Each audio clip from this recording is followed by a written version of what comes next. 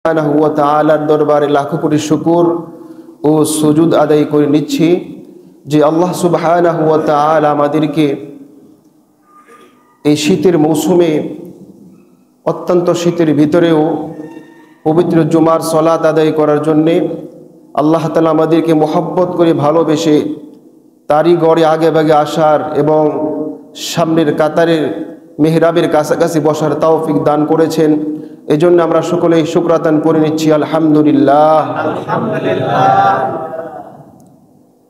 এরপর আমরা দরুদ ও সালাম প্রেরণ করছি সেই নবীর উপরে যে নবীর মাধ্যমে আমরা এই গোটা পৃথিবীতে আল্লাহ তাআলা সেই পৃথিবীর শুরু লগ্ন থেকে নিয়ে আজকের এই মুহূর্ত পর্যন্ত যত নবী আর পয়গম্বর প্রেরণ করেছেন, উম্মত প্রেরণ করেছেন, সমস্ত উম্মতের মাঝে যে নবীর মাধ্যমে আমরা শ্রেষ্ঠত্ব পেলাম সেই নবীর উপরে আমরা মহব্বত নিয়ে দুরূদ প্রেরণ করছি।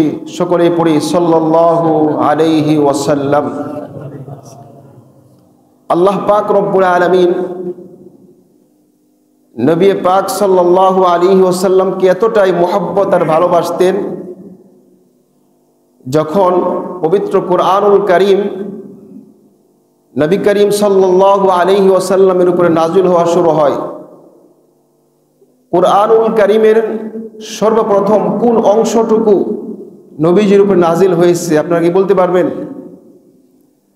কোন আয়াত সর্বপ্রথম নবীজির উপরে নাজিল হয়?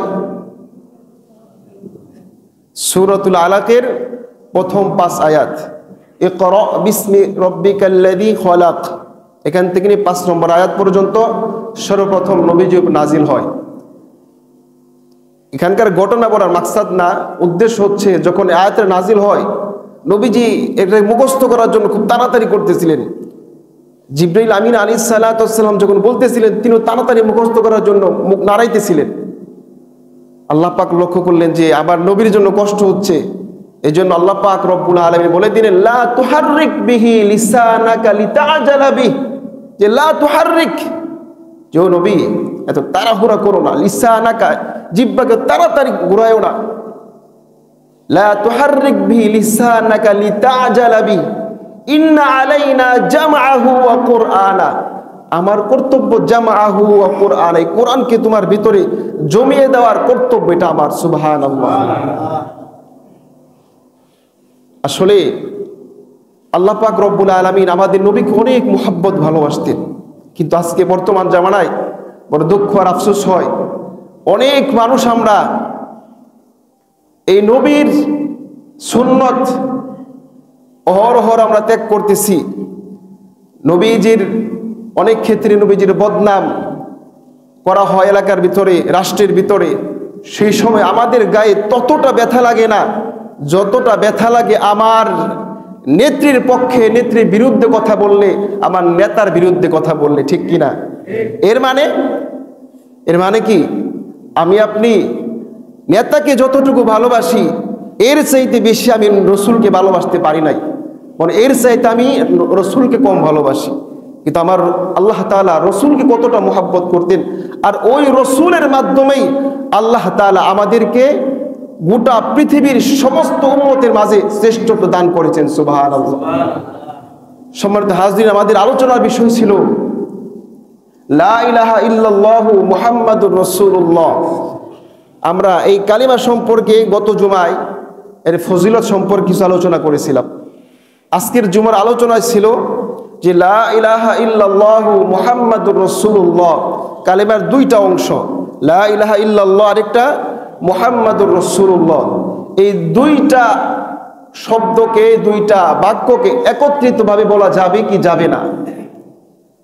এই প্রশ্ন কেন 1400 বছর ধরে এই প্রশ্ন কোনো সাহাবী তাবে কেউ করেন নাই, বা এরকম একটা প্রশ্ন যে মাথায় জাগবে কারো ভিতরে মাথায় জাগেও নাই।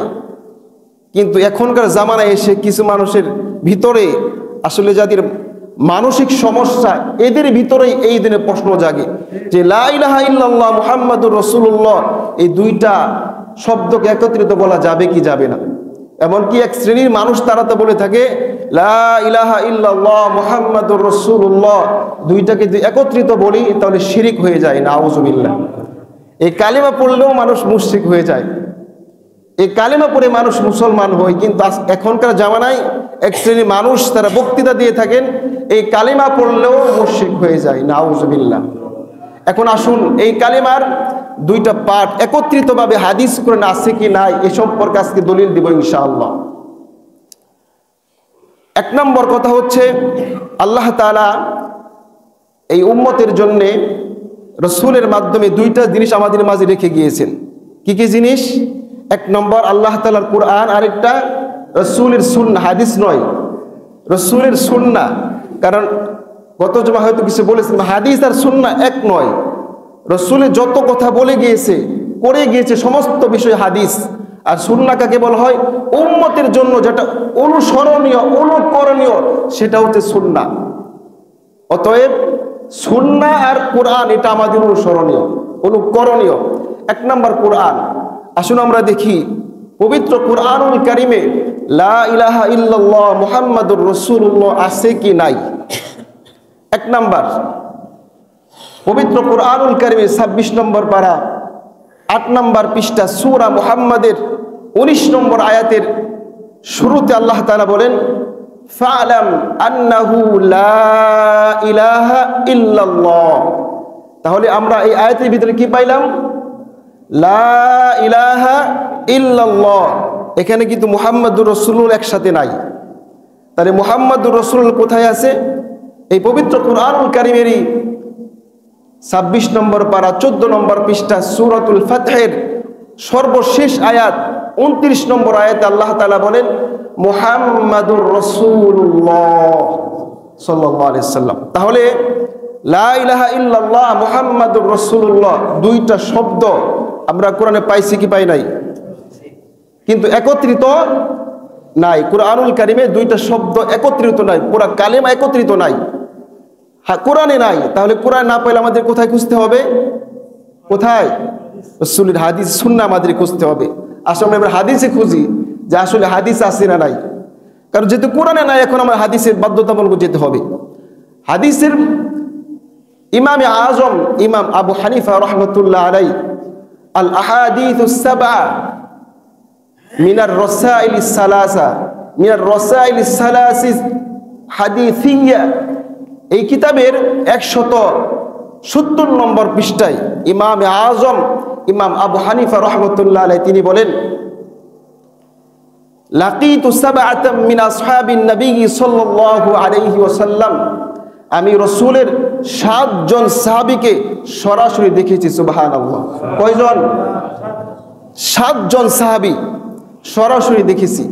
এবং এই 7 জন সাহাবীর মধ্যে হতে একজন সাহাবী বলেন ক্বালা রাসূলুল্লাহ সাল্লাল্লাহু আলাইহি ওয়াসাল্লাম, নবী করিম সাল্লাল্লাহু আলাইহি ওয়াসাল্লাম বলেছেন দাখালতুল জান্নাতা ওয়া রাআইতু আরিদিল জান্নাহ লা ইলাহা ইল্লাল্লাহু মুহাম্মাদুর রাসূলুল্লাহ সাল্লাল্লাহু আলাইহি ওয়াসাল্লাম। নবীজি বলেন যে আমি জান্নাতে প্রবেশ করলাম, জান্নাতে প্রবেশ করে দেখি এক জায়গায় লা ইলাহা ইল্লাল্লাহ মুহাম্মাদুর রাসূলুল্লাহ এই কালিমাটা লেখা। সুবহানাল্লাহ। কোথায় দেখছে? জান্নাতে দেখছে। কি দ্বারা লেখা? স্বর্ণের দ্বারা লেখা। তাহলে রাসূলের হাদিসের মাধ্যমে পেলাম এই কালিমাটা কোথায় লেখা আছে? জান্নাত। এক নাম্বার দলিল। তাহলে এই কালিমা একসাথে পড়া যাবে কি যাবে না? বলেন লা, বলেন লা ইলাহা ইল্লাল্লাহু মুহাম্মাদুর রাসূলুল্লাহ। 2 নম্বর দলিল। 2 নম্বর দলিল যে লা ইলাহা ইল্লাল্লাহ মুহাম্মাদুর রাসূলুল্লাহ একসাথে পড়া যাবে কি যাবে না। 2 নম্বর কিতাবুল আসার লিল ইমাম আবি হানিফা, এই কিতাবের কিতাবুল উদহিয়া অর্থাৎ কুরবানির শিরোনামে, কুরবানির অধ্যায়ে 175 নম্বর পৃষ্ঠায় হাদিসে বর্ণিত রয়েছে দহা রাসূলুল্লাহ সাল্লাল্লাহু আলাইহি ওয়াসাল্লাম কাবশাইনি আমলাহাইন, যে রাসূল সাল্লাল্লাহু আলাইহি ওয়াসাল্লাম কুরবানির দিন দুইটা পশু, দুইটা দুম্বা কুরবানি দিলেন। কয়টা দুম্বা? দুইটা দুম্বা। জাবাহা আহাদুহুমা আন নাফসিহি, এই দুইটার মধ্যে হতে একটাকে, একটা দুম্বার কুরবানি দিয়েছেন। রাসূল বলেন আমার নিজের পক্ষ থেকে। কার পক্ষ থেকে? রাসূলের নিজের পক্ষ থেকে একটা দুম্বাকে কুরবানি দিয়েছেন। ওয়াল আখারা আম্মান ক্বালা লা ইলাহা ইল্লাল্লাহ, নবীজি বলেন আরেকটা যারা বলে লা ইলাহা ইল্লাল্লাহ মুহাম্মাদুর রাসূলুল্লাহ সাল্লাল্লাহু আলাইহি ওয়াসাল্লাম, তাদের পক্ষ থেকে আরেকটা আমি কুরবানি দিয়েছি। সুবহানাল্লাহ। কুরবানি কাদের পক্ষ থেকে দিয়েছে? যারা লা ইলাহা ইল্লাল্লাহ মুহাম্মাদুর রাসূলুল্লাহ একসাথে কালিমাটিকে বলে। সুবহানাল্লাহ। 2 নম্বর দলিল। 3 নম্বর দলিল যে লা ইলাহা ইল্লাল্লাহ মুহাম্মাদুর রাসূলুল্লাহ এই কালাম একসাথে পড়া যাবে কি যাবে না? আল জামিউস সগীর এর 1 নম্বর খণ্ডের 445 নম্বর পৃষ্ঠায় রাসূল করিম সাল্লাল্লাহু আলাইহি ওয়াসাল্লামের 10 বছরের খাদেম, নাম বলতে পারবেন? মাশাআল্লাহ, হযরত আনাস রাদিয়াল্লাহু তাআলা আনহু কয় বছরের খাদেম? 10 বছরের খাদেম। এই আনাস রাদিয়াল্লাহু তাআলা আনহু থেকে বর্ণিত রয়েছে যে নবীজি বলেন দাখালতুল জান্নাতা ফারাআইতু আরিদাতাইল জান্নাতাইনি মাকতুবান সালাসাতা আস্তরিন, যে আমি, নবীজি বলেন আমি জান্নাতে প্রবেশ করলাম। জান্নাতে প্রবেশ করার পরে বিযহাবি, হাদিসে এসেছে বিযহাবি আছে, লা বিমা ইযহাবি, নবীজি বলেন আমি জান্নাতে প্রবেশ করে দেখি জান্নাতের ভিতরে 3টা লাইন স্বর্ণের অক্ষর দিয়ে লেখা। সুবহানাল্লাহ। বিযহাবি লা বিমা ইযহাবি, অর্থাৎ সরাসরি স্বর্ণ দিয়ে লেখা, এমন না যে স্বর্ণের পানি দিয়ে লেখা, স্বর্ণ দিয়ে লেখা। কি 2টা লেখা? 3টা লেখা। 1 নম্বর as-satrul awwal, 1 নম্বর লা ইলাহা ইল্লাল্লাহু মুহাম্মাদুর রাসূলুল্লাহ সাল্লাল্লাহু আলাইহি ওয়াসাল্লাম। 2 নম্বর as-satrus সানি, 2 নম্বর হচ্ছে মা কদ্দামনা ওয়াজাদনা, অর্থাৎ আমরা যা পাঠাই সেটা পাই, অর্থাৎ যা দান করি আমরা সেটা সেখানে জান্নাতে পাবো। সুবহানাল্লাহ। যা পরকালের জন্য প্রেরণ করব দুনিয়াতে সবকিছু আমরা কোথায় পাবো? জান্নাতে পাবো। 3 নাম্বার হচ্ছে উম্মাতুন মুযনিবাতুন ওয়া রাব্বুন গফুর, উম্মত গুনাহ করে আর রব ক্ষমা করে। সুবহানাল্লাহ। উম্মত গুনাহগার কিন্তু আমাদের রব কি? ক্ষমাশীল। উম্মাতুন মুযনিবাতুন, উম্মত গুনাহগার কিন্তু রব্বুন গফুর, রব হচ্ছে ক্ষমাকারী। সুবহানাল্লাহ। এই 3টা কথা কোথায় লেখা? কোথায়? জান্নাতে লেখা। 1 নম্বর লেখা কি? লা ইলাহা ইল্লাল্লাহু মুহাম্মাদুর রাসূলুল্লাহ সাল্লাল্লাহু আলাইহি ওয়াসাল্লাম। সুবহানাল্লাহ। কয় নম্বর দলিল গেল?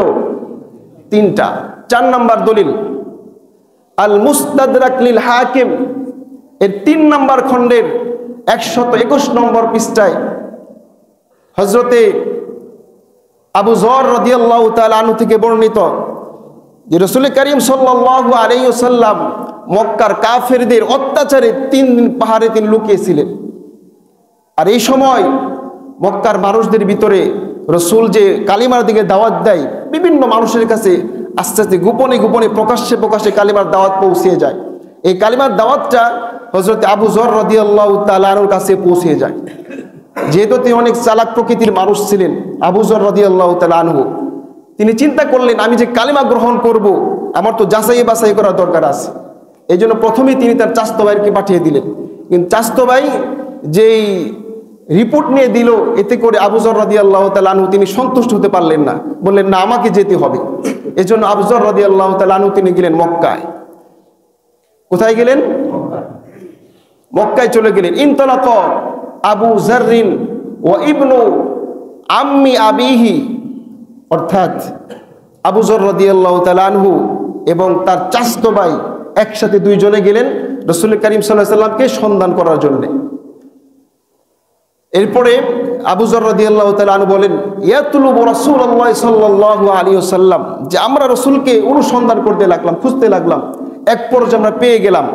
পেয়ে যাওয়ার পর আমরা রাসূলকে বললাম, ইন্না আতাইনাকা, হে রাসূল আমরা আপনার কাছে এসেছি, লানাসমা মা তাকুল, যে আমরা শুনেছি যে আপনি কি বলেন, এটা আমরা শুনবো আপনি কি বলেন। তখন ক্বালা রাসূলুল্লাহ সাল্লাল্লাহু আলাইহি সাল্লাম, আকুলু, নবীজি বলেন আমি বলি, লা ইলাহা ইল্লাল্লাহু মুহাম্মাদুর রাসূলুল্লাহ সাল্লাল্লাহু আলাইহি সাল্লাম, সুবহানাল্লাহ। এরপরে ফাআমানা আবু যররিন ওয়া সাহিবুহু, ফাআমানা বিহি আবু যররিন ওয়া সাহিবুহু। এরপর এই কালিমা পড়ে, কোন কালিমা পড়ে? লা ইলাহা ইল্লাল্লাহু মুহাম্মাদুর রাসূলুল্লাহ, এই কালিমা পড়ে আবু যর রাদিয়াল্লাহু তাআলা আনহু এবং তার চাচতো ভাই দুজন ইসলাম গ্রহণ করলেন, সুবহানাল্লাহ। তাহলে এই পুরা কালিমা আছে না নাই? কয় নম্বর দলিল গেল? 4 নম্বর দলিল। এরপরে আসুন 5 নম্বর দলিল, 6 নম্বর দিয়ে আরো বিশাল দলিল আছে। এত দলিল বলতে গেলে, যেহেতু এটা সাব্যস্ত একটা কথা, কারণ 1420 বছরের ভিতরে এর কোনো প্রশ্ন, কোনো সাহাবী তাবি কারো মাথার ভিতরে প্রশ্ন আসে নাই যে কালিমা পড়লে একজন মানুষ কাফের হয়ে যায়। কিন্তু বর্তমান জামানায় কিছু বুদ্ধিজীবী, এক শ্রেণীর মানুষ, এরা বলে যে এটা পড়লে মুশরিক হয়ে যাবে। নাউজুবিল্লাহ। আসলে এই সমস্ত কথাবার্তার দ্বারা যারা আলেম উলামা আছে তারা তো বুঝবে, কিতাব পড়বে, কিন্তু যারা সাধারণ মানুষ এরা কোথায় যাবে? এই সমস্ত কথাবার্তা দ্বারা সাধারণ মানুষকে বিভ্রান্ত করা হয়। এই জন্য আমরা সাবধান। লা ইলাহা ইল্লাল্লাহ মুহাম্মাদুর রাসূলুল্লাহ কালিমা আছে, কোথায় আছে? হাদিসে আছে। কোথায় আছে? আরেকটি, সেটি হচ্ছে যারা বুখারী শরীফের বেশি বেশি দলিল দিয়ে থাকে, এই বুখারী শরীফের ব্যাখ্যা গ্রন্থ ফাতহুল বারী, কোথায়? কিতাবের নাম কি? বুখারী শরীফের ব্যাখ্যা গ্রন্থ ফাতহুল বারীর 17 নম্বর খণ্ডের 232 নম্বর পৃষ্ঠায় আছে। কয় নম্বর খণ্ড? 17 নম্বর খণ্ড। কিসের ব্যাখ্যা গ্রন্থ? কোন কিতাবের? বুখারী শরীফের। কারণ যারা এটা বলে যে বললে মুশরিক হয়ে যাবে, তারা বেশি বেশি দলিল দেয় বুখারী শরীফের, বুখারী শরীফের। এই জন্য এই বুখারী শরীফের ব্যাখ্যা গ্রন্থ ফাতহুল বারীর 17 নম্বর খণ্ডের 232 নম্বর পৃষ্ঠায় এখানে বর্ণিত রয়েছে যে রাসূল করিম সাল্লাল্লাহু আলাইহি ওয়াসাল্লামের একটা পতাকা ছিল। কি ছিল? একটা পতাকা ছিল। আর পতাকার মধ্যে কি ছিল? লা ইলাহা ইল্লাল্লাহু মুহাম্মাদুর রাসূলুল্লাহ, এই কালিমা লেখা ছিল, সুবহানাল্লাহ। বর্তমান জামানায় সৌদি আরবের পতাকার ভিতরে কি লেখা? মুহাম্মাদুর রাসূল লেখা নাই, পুরো কালিমায় লেখা আছে। অতএব এই কালিমা পড়লে যারা বলে মুশরিক হয়ে যাবে, বরঞ্চ পরোক্ষভাবে তারাই মুশরিকের অন্তর্ভুক্ত হয়ে যাবে। কারণ একটা সহিহ হাদিস সাব্যস্ত, এটাকে আপনি যদি অস্বীকার করেন, বরং অস্বীকার তো না, শুধু একটা বিষয় অস্বীকার করলাম, বরং অস্বীকার না, এটা সাব্যস্ত বিষয়কে আপনি যদি বলেন এটা পড়লে একজন মুসলমান মুশরিক হয়ে যাবে, তাহলে নিঃসন্দেহে ওই মানুষটা মুশরিকের অন্তর্ভুক্ত হয়ে যাবে। এজন্য আমরা সাবধান। শুধু সাবধানই নয়, এই কালিমা পুরাটাই পড়বো। এমনকি কালিমার ফজিলত যে কি গত যুগ আলোচনা করেছি, আমরা সকলে ফজিলত জানবো। এরপর আসুন কালিমার 2টা অংশ। কয়টা অংশ? 1 নম্বর লা ইলাহা ইল্লাল্লাহ, 2 নম্বর মুহাম্মাদুর রাসূলুল্লাহ। এই 2টা শব্দের অর্থ কি? এই 2টা শব্দের উদ্দেশ্য কি? 1 নম্বর লা ইলাহা ইল্লাল্লাহ, এর দ্বারা উদ্দেশ্য আল্লাহ। কি? আল্লাহ। আল্লাহ মানে কি? আমাদের মাকসাদ। লা ইলাহা ইল্লাল্লাহ দ্বারা উদ্দেশ্য আমাদের মাকসাদ, অর্থাৎ আমাদের জীবনের যত কাজ করব আমরা, সমস্ত কাজের মাকসাদ একমাত্র কাকে খুশি করা? আল্লাহকে খুশি করবেন। যাই করেন না কেন, রাজনীতি করবেন, কোন দলে সাপোর্ট করবেন, করেন আলহামদুলিল্লাহ, কিন্তু কাকে খুশি করার জন্যে? আল্লাহকে। যাতে করে আমি যার পক্ষে খাটতেছি এই লোকটা আসলে যেন সমাজে উপকার হয়, এমন লোকের সাপোর্ট করেন, কোন সমস্যা নেই। অতএব সমস্ত কাজ হবে কিসের জন্যে? আল্লাহ।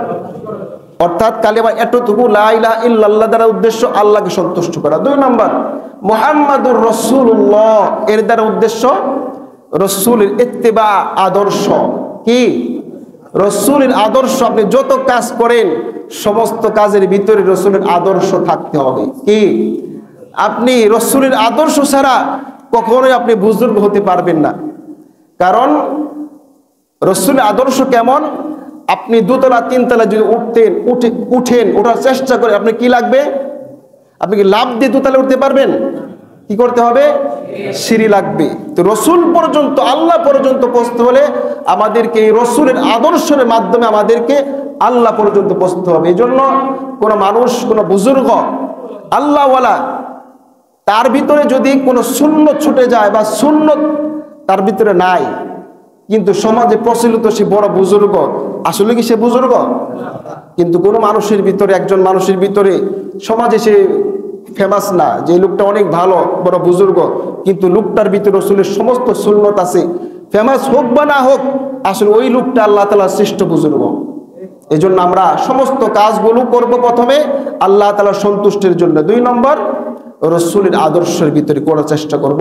আল্লাহ আমাদের সকলকেই এই কালিমার উদ্দেশ্য, গত জুমায় বলেছিলাম ফজিলত, এই জুমায় এই পুরা কালিমাটা একসাথে বলা যাবে কি যাবে না দলিল সহকারে বললাম। এরপরে এই কালিমার উদ্দেশ্য, 2টা শব্দের উদ্দেশ্য কি সেটাও বললাম। এরপরে লা ইলাহা ইল্লাল্লাহ মুহাম্মাদুর রাসূলুল্লাহ, আগেরটা দ্বারা উদ্দেশ্য আল্লাহ, আর মুহাম্মাদুর রাসূলুল্লাহ দ্বারা উদ্দেশ্য রসুলের আদর্শ। রসুলের আদর্শ কেমন, ছোট্ট একটা ঘটনা বলে শেষ দিব। রসুলের আদর্শ কেমন, একটা মানুষের ব্যাপারে যদি আপনি সে ভালো কি মন্দ জানতে চান, তার সার্টিফিকেট 1 নাম্বার দিতে পারবে কে বলেন দেখি? আমি ভালো না মন্দ, আমার সার্টিফিকেট কে দিতে পারবে বলেন দেখি? মাশাআল্লাহ। সর্বপ্রথম আপনার স্ত্রী আপনার চরিত্রের সার্টিফিকেট দিতে পারবে। 2 নাম্বার হচ্ছে, আপনি যদি বড় কোনো অনেক ক্ষমতাবান হন, তাহলে আপনার চরিত্রের সার্টিফিকেট 1 নম্বর তো স্ত্রী আছেই, 2 নম্বর আপনার ড্রাইভার, কি আপনার ড্রাইভার, এরপরে যে দারোয়ান আছে তিনি, আপনার বাড়ির যে কাজের লোক, কাজের মেয়ে, তিনি আপনার চরিত্রের সার্টিফিকেট দিতে পারবে। তো রাসূল কারীম সাল্লাল্লাহু আলাইহি সাল্লামের স্ত্রীরা আম্মা জান আয়েশা রাদিয়াল্লাহু তাআলা আনহা চরিত্রের সার্টিফিকেট কি দিয়েছেন আমরা সকলেই কম বেশি জানি। সাহাবায়ে কেরাম রাসূলের চরিত্র সম্পর্কে জিজ্ঞেস করলেন, আম্মা জান আয়েশা রাদিয়াল্লাহু তাআলা আনহা বলে দিলেন, পবিত্র কুরআনুল কারীমই তো আমার রাসূলের চরিত্র, সুবহানাল্লাহ। এর চাইতে বড় কোনো কথা আর হতে পারে না। এক কথায় কুরআনুল কারীম আমার রাসূলের চরিত্র, সুবহানাল্লাহ। এরপর আসুন 2 নাম্বার, যেহেতু কেউ বড় লোক হলে, বড় মানুষ হলে তার চরিত্রের সার্টিফিকেট দিতে পারে তার খাদেম, তার ড্রাইভার। আমার রাসূলের 1 বছর 2 বছর নয়, 10 বছরের খাদিম ছিল কে? হযরত আনাস রাদিয়াল্লাহু তাআলা আনহু। তিনি কেমন খাদিম দেখেন, যখন রাসূল কারীম সাল্লাল্লাহু আলাইহি সাল্লাম হিজরত করে মক্কা থেকে মদিনায় যায়, তখন রাসূলকে সেই মদিনার সাহাবীরা, মদিনার মানুষগুলো যখন তাকে আপ্যায়ন করতেছিল, সকলে একটা গজল গিয়েছিল, তোলা আল বাদরু আলাইনা, এই গজল গিয়ে তাকে সকলেই সম্বোধনা করতেছিল। এমনকি মদিনার সমস্ত সাহাবী, মহিলাগণ আর পুরুষগণ সকলেই রসুলকে কিছু না কিছু হাদিয়া দিতেছিল, সকলেই কিছু না কিছু হাদিয়া দিতেছিল। কিন্তু এই সময় হযরত আনাস রাদিয়াল্লাহু তাআলা আনহুর মা অনেক দারিদ্র ছিল, অনেক গরিব ছিল। আনাস রাদিয়াল্লাহু তাআলা আনহুকে তার বাবা ছোট রেখেই মারা যান। ওই আনাস রাদিয়াল্লাহু তাআলার মা নবীজির কাছে এসে বলে, ইয়া রাসূলুল্লাহ, আপনাকে হাদিয়া দেওয়ার মতো আমার কিছু নাই, সকলেই কম বেশি হাদিয়া দিতেছে, কিন্তু আমার সামর্থ্য না আপনাকে হাদিয়া দেওয়ার মতো। কিন্তু ইয়া রাসূলুল্লাহ, আমার যে এই যে ছোট্ট আনাস, এই আনাসকে আপনার খিদমতে আমি দিয়ে দিলাম, সুবহানাল্লাহ। কয় বছর ছিল? 10 বছর খিদমতে ছিল, কিন্তু একেবারে অল্প বয়সে 2-3 বছর অল্প বয়সে খিদমতে চলে যায়। আর এই আনাস রাদিয়াল্লাহু তাআলা আনহু নবীজির চরিত্রের সার্টিফিকেট কিভাবে দেন দেখেন। আনাস রাদিয়াল্লাহু তাআলা আনহু বলেন যে আমি 10 বছর নবীজির খিদমতে ছিলাম, একটা দিনের জন্য আমাকে রাসূল পিটাই নাই। কি করে নাই? পিটানো তো দূরের কথা, চোখ রাঙ্গে কথা বলে নাই। অনেকে পিটায় না, কিন্তু ভ্রুকুঞ্চিত করে, একটু চরিত্রে যেটা চাইতেছে অন্যটা হইলে। যেমন বর্তমান জামানায় যারা আমরা পুরুষ আছি, বিয়ে করি অনেকে আছে 30-35 বছরে। একজন 30 বছরে যে বিবাহ করে 17-18 বছর 15 বছরের মেয়েকে, ওই 15 বছরের মেয়ে আপনার কি লাগবে না লাগবে সবকিছু বুঝতে পারে? বুঝতে পারে না। কেন? বয়সের অনেক ডিফারেন্স। আপনার 30 বছরের বয়সে আপনার কি চাহিদা ওই 15 বছরের মেয়ে বুঝতে পারবে না। আরেকটা বিষয় দেখেন, এক্ষেত্রে আমরা অনেকেই বিষয়টা বুঝতে চাই না। একজন মেয়ে 15 বছর বয়সে একটা মেয়ে আপনার সংসারে চলে আসে, শুধু চলে আসে না, তার পুরো ফ্যামিলি ছেড়ে আপনার ফ্যামিলিকে, আপনার মা বাবাকে, আপনার বোনকে আপন করে নেয়। একটু 19-20 হলে আমরা রেগে যাই, আমাদের মা বাবারা, পুরুষের মা বাবারা রেগে যায়। এটা আসলে করণীয় না। কারণ বুঝতে হবে ওই 15 বছর বয়সে আমার আপনার মেন্টালিটি কেমন ছিল। এখন আমার 30 বছর মনে করে না এটা ভালো, এইটা মন্দ, কিন্তু ওই 15 বছর বয়সে আমার মেন্টালিটি কেমন ছিল একটু চিন্তা করবেন, তাহলে সংসারে ইনশাআল্লাহ অশান্তি হবে না। আনাস রাদিয়াল্লাহু তাআলা আনহু বলেন যে আমার বয়স ছিল ছোট। একবার রাসূল সাল্লাল্লাহু আলাইহি ওয়াসাল্লাম আমাকে একটা জামা আনার জন্য প্রেরণ করলেন।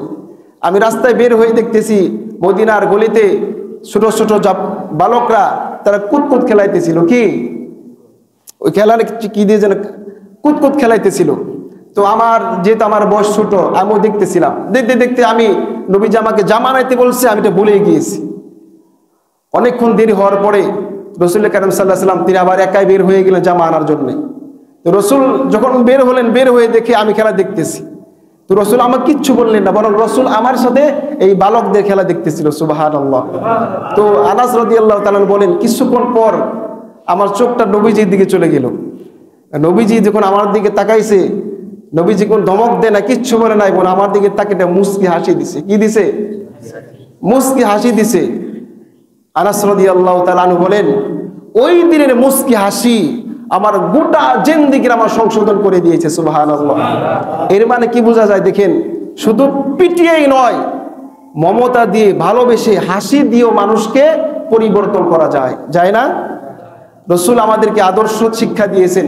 এজন্য আমরা যারা আমাদের ছেলে মেয়ে আছে, আমরা যারা শিক্ষক আছি, আমাদের নিচের লেভেলে যারা আছে, আমরা যারা উপরে আছি, সকলকেই দমক দিয়ে নয়, কি দিয়ে? নবীজির আদর্শ দিয়ে ভালোবেসে সংশোধন করার চেষ্টা করব।